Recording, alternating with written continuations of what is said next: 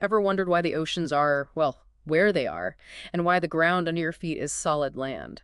Seems simple, maybe, but the ancient texts, they offer some really fascinating ways to think about it. Absolutely. Welcome to the deep dive. We take a stack of sources today. It's some foundational Jewish commentaries, and we try to pull out the most, interesting, insightful bits. Mhm.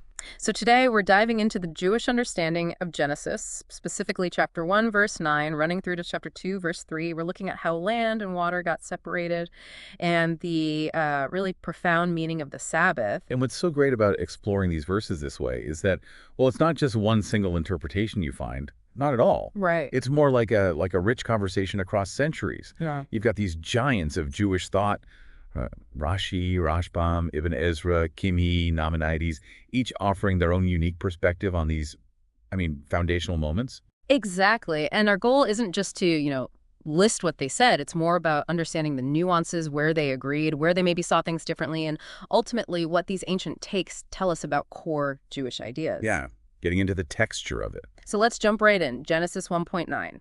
And God said, "Let the water below the sky be gathered into one area, that the dry land may appear." And it was so.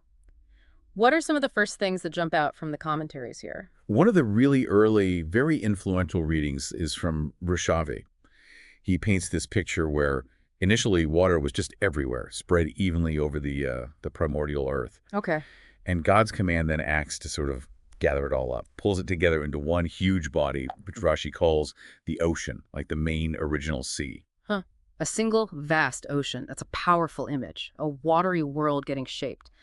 Now, Rashbam, he offers something a bit different, doesn't he? He brings in this idea of wind. Yes, he does. It's quite evocative, actually. He suggests a powerful wind helped in gathering the waters below, almost like, an echo of the wind at the Red Sea later on. Okay, I see the connection. And he also makes a really key point. The land that shows up here, it's not something brand new. It's the earth that was already created back in Genesis 1.1. Right. So for Rashbam, it's more about God organizing what was already there, separating the waters with this wind, allowing that pre-existing earth to become visible, dry land. That's an important distinction. So less about creation from nothing right at that moment and more about divine ordering.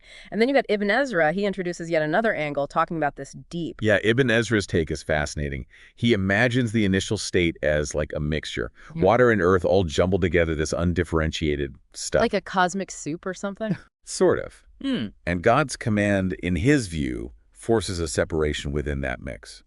The water recedes, the solid earth rises up and dries out. And this is where it gets really interesting. He notes that this seemed to go against, well, what we'd expect naturally. How so? Well, usually heavier earth would sink in water, right? Yeah. But here, the earth rises. So Ibn Ezra is pointing to something potentially miraculous, maybe, where the usual rules don't quite apply. Exactly. He's highlighting that. And he even expands the idea of earth at this point, suggesting it includes all the basic elements, everything except what he calls heaven. Okay, it's quite a concept. Now, verse 9 talks about gathering the waters into one area, but then just a verse later, verse 10, it calls them seas, plural. How do commentators handle that? Seems a bit contradictory. Yeah, that's a sharp catch, and it's something Rashi definitely addresses. His solution goes back to his idea of the single ocean. Okay. He suggests the initial gathering was into that one primary body, but then from that main source, all the different seas we know branched out. So one area is the main collection point. Got it. Like a central hub, and then all the other seas flow from that. Makes sense. Now, something else. The phrase, "this was good," it's missing after day 2, the creation of the firmament. But then it pops up here on day 3 with the land and sea separation. What's the thinking there? That's a point both Rashi and Rashbam think is quite significant. Their take is basically that the work involving water wasn't actually finished until day 3. Okay. It started on day 2 with the firmament separating waters, but it concluded on day 3 when the lower waters were gathered and the land appeared. Because the job, so to speak, spanned 2 days, it wasn't complete and so wasn't called good until it was fully done on day 3. So completion and order seem key for that divine thumbs up. Precisely. And you actually get a double good on day 3 once the vegetation is created too, reinforcing that sense of completion for that day's work. Okay. So that leads us to Genesis 1.10. God called the dry land earth, and the gathered waters he called seas. And God saw that this was good. What are the key takeaways here? Well, first, the act of naming. God naming these things earth seas. In this context, naming isn't just labeling, it signifies dominion, definition, setting purpose. Right. It establishes what they are. Exactly. And then that explicit statement, and God saw that this was good. It clearly marks the successful end of this major stage in organizing the cosmos. Order has been established in this realm. And you mentioned Ibn Ezra earlier. Doesn't he link this naming to a bigger pattern? He does, yeah. He points out that God actually names 5 specific things in the creation account before humans even appear. Light day, darkness night, sky heaven, dry land earth, and the gathered water seas. It kind of emphasizes God's role as a primary architect, the one setting the stage, defining the world before humanity steps into it. Okay, and then briefly, verses 11 to 13 describe the creation of vegetation.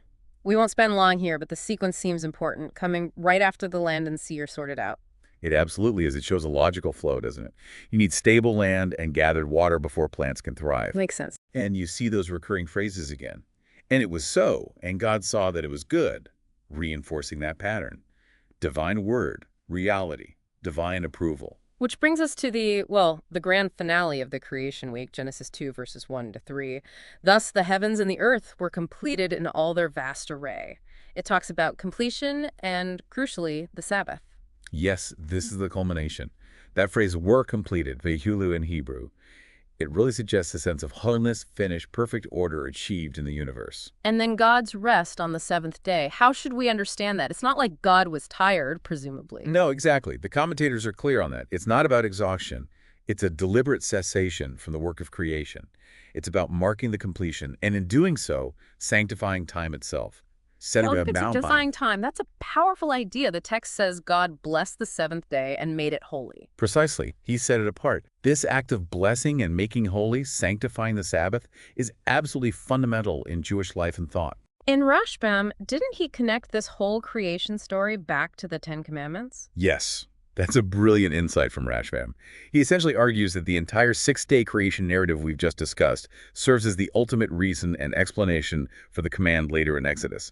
Remember the Sabbath day and keep it holy. Wow. Okay. The reason we rest and sanctify the Sabbath, according to this view, is because God completed creation in 6 days and rested, blessed, and sanctified the seventh. The story provides the theological bedrock for the commandment. That really shifts the perspective, doesn't it? The story isn't just what happened, it's the why behind a central practice. And we should probably also loop back to Rashi's famous opening comment on why the Torah even starts with creation. Right, that's crucial context. Rashi, citing an earlier sage, Rabbi Isaac, suggests the creation account is there to establish God's ultimate ownership of the entire world. Why is that so important right at the beginning? Because, Rashi explains, it preempts any claims by other nations questioning Israel's right to the land of Canaan later on. If God created the whole world, then he has the absolute right to give any part of it, like the land of Israel, to whomever he chooses. It establishes divine authority over territory. So wrapping up this deep dive into Genesis 1.9 to 2.3 through these classical Jewish lenses, wow, we've seen quite a range of ideas. Definitely. Different pictures of how the land and seas formed, gathering, wind, separation from a mix. The deep significance of God naming things. Yeah, and seeing goodness as tied to completion. And then the Sabbath, not just as a day off, but as the purposeful culmination, the sanctification of time itself, built into the very fabric of creation. And it's really remarkable, isn't it, how these ancient commentaries, these meticulous readings by scholars centuries ago, keep offering such profound ways to think about the world, our place in it, and, the core principles of Jewish life. Absolutely. It just shows you, even in verses that might seem straightforward on the surface, there are just layers and layers of meaning. It really invites you to keep digging, keep reflecting. Like, think about how those different views on the Earth's formation might subtly shape how we view the natural world around us, or what it really means for time itself to be made holy. And for you, the listener, it perhaps brings up the question of relevance today. In a world that's always on, always pushing forward, what does this ancient focus on creation, culminating in a deliberate, sanctified rest? Yeah. What does that offer us? It's a powerful counter-narrative, for sure, and maybe a final thought to leave you with. In our nonstop world, what deep wisdom can we still draw from the idea of a divinely set rhythm of work and sacred rest? Something to chew on. Thanks for joining us for this deep dive.